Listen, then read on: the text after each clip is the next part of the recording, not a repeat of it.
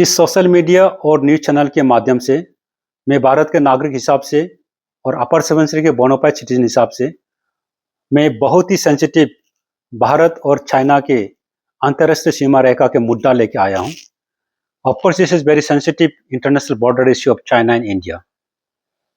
हमें खबर मिला है कि 26 जून 2026 को हमारे अपर सुबनसिरी डिस्ट्रिक्ट तागिन समाज के एक पॉपुलर क्लान जिसे हम ना वेलफेयर सोसाइटी के नाम पे जाने जाते हैं, ये ना वेलफेयर सोसाइटी ताक्सिन एरिया पे रहते हैं, ताक्सिन सर्कल पे, जो चाइना के साथ इंटरनेशनल बॉर्डर शेयर करते हैं।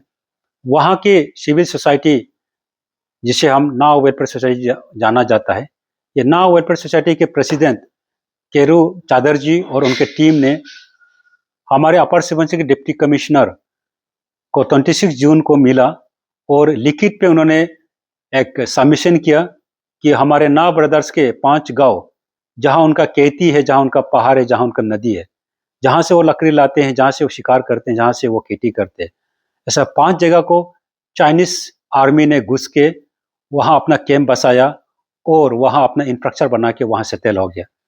जहां अभी हमारे ना ब्रदर्स लोग उस एरिया पे नहीं जा सकते खेती करने के लिए, लकड़ी करने के लिए, कलेक्ट करने के लिए नहीं जा सकते हैं, वहां शिकार करने नहीं जा सकते हैं। वो सबमिशन उन्होंने लिखित के साथ साथ एविडेंस के साथ फोटोग्राफ के साथ सबमिट किया है।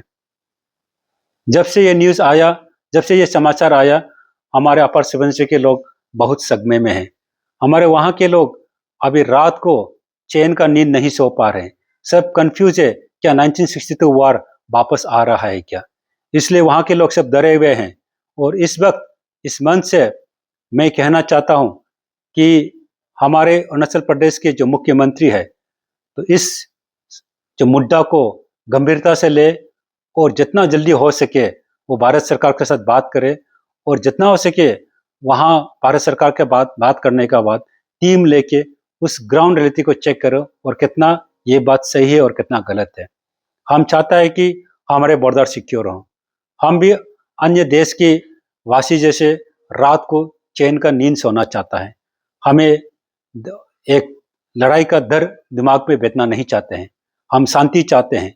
इसलिए हम चाहते हैं कि इस खबर को सुनने के बाद हमारे यहाँ के मुख्यमंत्री रेस्पॉन्सिबिलिटी ले उस सेंसिटिविटी को मेंटेन करें और हमारे भारत सरकार का जितना जल्दी बात करके हमारे जो अपर सुबनसिरी में चाइनीज ट्रूप जो आया है और सचमुच आया है, उस 5 जगह को जितना जल्दी हो सके हम वापस लेना चाहिए, क्योंकि इसे हम ना कम्युनिटी का प्रॉब्लम नहीं देखना चाहिए, इसे अपर सुबनसिरी का प्रॉब्लम नहीं देखना चाहिए। This is actually a threat to the national security. ये नेशनल सिक्योरिटी के लिए बहुत बड़ा एक चैलेंज है। इसे भारत सरकार उस एंगल से देखना चाहिए और जितना हो सके चाइनीज ट्रूप का जो पॉलिसीज है उसे डिफ्यूज और उसे खत्म कर देना चाहिए। हमें मालूम है कि 1954 में पंचशील साइन करने के बाद चाइना और इंडिया वार नहीं करने का एक ट्रीटी साइन किया था और इसमें बॉर्डर को वो लोग मैकमोहन लाइन के हिसाब से उन्होंने चुना गया था। लेकिन फिर भी 1962 में धोखाधड़ी से फिर चाइना ने इंडिया को अटैक किया और हमारे अरुणाचल प्रदेश और लद्दाख एरिया में काफी जगह को उन्होंने कब्जा किया। इसके बाद चाइना समझता है कि कन्वेंशनल वार करने से इकोनॉमिकली बहुत लॉस होगा, क्योंकि आज इंडिया भी एक न्यूक्लियर पावर कंट्री बन गया और चाइना भी एक न्यूक्लियर पावर कंट्री बन गया। दो न्यूक्लियर पावर कंट्री अगर लड़ाई लड़ने से तो काफी इकोनॉमिकली डैमेज होगा, जिससे चाइनीज का जो एम्बिशन है कि वर्ल्ड में इकोनॉमिकली पावर कंट्री बनना चाहता है, उस एम्बिशन को ये हार्डल्स बनेगा, ये डिफिकल्टीज पैदा करेगा। इसलिए चाइना ने एक न्यू वार स्ट्रेटेजी एडॉप्ट किया, वो है स्लाइस वार। जो स्लाइस वार मीन्स जैसे हमारा जो ब्रेड है, ब्रेड को हम 4, 5, 10 टुकड़े में टुकड़े करके हम उसे फैमिली को बांट के खाते हैं। वैसा ही चाइना ने एक न्यू वार पॉलिसी एडॉप्ट की, दैट इज स्लाइस वार, जिसमें चाइना ने लद्दाख से लेकर अरुणाचल प्रदेश तक जहां जहां स्ट्रेटेजिकली इंपॉर्टेंट एरिया है वहां में उनका ट्रूप को पेट्रोलिंग के नाम पे बेच के वहां कैंप बना के उस एरिया को परमानेंटली ऑक्यूपाई कर रहे हैं। रिपोर्ट के हिसाब से आज तक ऐसा 26 लोकेशन है जहां में चाइनीज आर्मी ने इंडिया पार्ट में घुस के ऑक्यूपाई कर रखा है। पार्लियामेंट में कहता है कि हमारा प्राइम मिनिस्टर कि चाइना को 1 इंच भी जमीन लेने नहीं देगा, लेकिन उसके उल्टे हमारे अरुणाचल प्रदेश से इलेक्टेड एमपी, ईस्टर्न पार्लियामेंट के एमपी पार्लियामेंट में ऑफिशियली उन्होंने अपना बात रखा है कि चाइनीज इंडिया में घुस के, भारत में घुस के, अरुणाचल में घुस के अरुणाचल के जमीन को कैप्चर करके रखा है। उन्होंने नाम भी मेंशन किया कि जैसे अपर सुबनसिरी में ओल्ड माजा जमीन को चाइनीज आर्मी ने ऑक्युपाई करके रखा है। उन्होंने ये भी मेंशन किया कि दिवांग वैली में तोको पापू एरिया को चाइनीज ट्रूप ने कैप्चर करके रखा। उन्होंने जिक्र किया कि तुआंग पार्ट में, मिचुका पार्ट में और तक्षिंग पार्ट में बहुत सा जमीन को चाइनीज आर्मी 1984-85 से ऑक्युपाई कर रखा है। तो यहाँ प्राइम मिनिस्टर कहते हैं कि 1 इंच जमीन चाइनीज को लेने नहीं देगा, और यहाँ कहता है कि इतना जमीन इतना साल से ऑक्युपाई रखा है। और न्यूज में ये भी सुनने आता है कि हमारे यहाँ के मुख्यमंत्री कहते हैं कि चाइनीज जब नोटिस करता है कि अरुणाचल प्रदेश है साउथ तिब्बत और इसलिए अरुणाचल प्रदेश चाइना का पार्ट है, तो हमारे यहाँ के मुख्यमंत्री बोलते हैं कि हम चाइनीज का क्लेम को सीरियसली नहीं लेते। तो मेरा हिसाब से ये गलत है।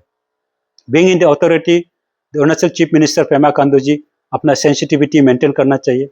वो ये कहना चाहिए कि चाइनीज का कोई भी हरकत को हम सीरियसली व्यू कर रहे हैं, कुछ भी गलत करेगा will stand against the China और उसको हम डिफ्यूज करेंगे, वो कहना चाहिए। ऐसा नहीं कह के वो कहता कि हम चाइनीज का कुछ भी क्लेम को सीरियसली व्यू नहीं करते। No, we should view seriously, और चाइनीज कुछ भी मिसशिप करेगा विल स्टैंड अगेंस्ट चाइना।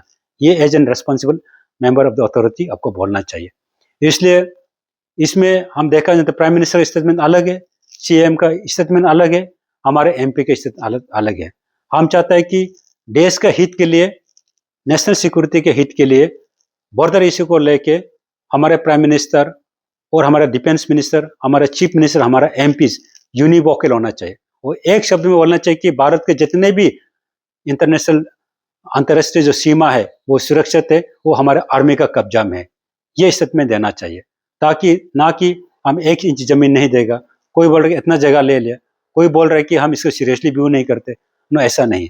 इसलिए इस इशू को, जो अभी रिपोर्ट आया है, उस इशू को हम ना कम्युनिटी के इशू ना देखिए, अपर सिमर के इशू ना देखिए, अरुणाचल के इशू ना देखिए।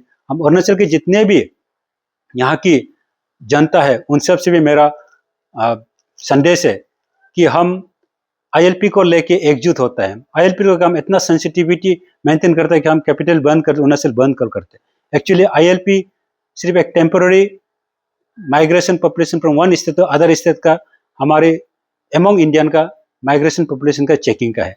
लेकिन यहाँ सवाल आ गया कि हमारे दुश्मन का देश से वहाँ की आर्मी हमारे अरुणाचल प्रदेश में घुस गया और वहाँ परमानेंटली सेटल होने के लिए अपना इंफ्रास्ट्रक्चर सेटअप किया, अपना टेंट बिता दिया, अपना आर्मी बिता दिया।